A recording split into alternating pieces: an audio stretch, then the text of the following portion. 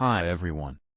If you frequently works with data, sometimes you might want to transpose columns and rows of a table or switch positions between columns and rows. I will show you how you can transpose a table in under 10 seconds.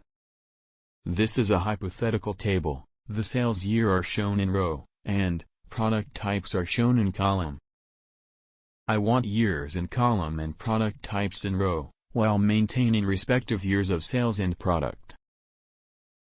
Here is how I can transpose it. First, copy the table you want to transpose. Then, click the cell from where you want to start the new table. After that, go to Home. Expand the Paste option by clicking the arrow under Paste. Find and click the Transpose option.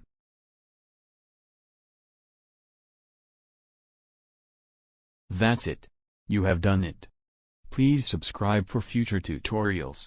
Thank you.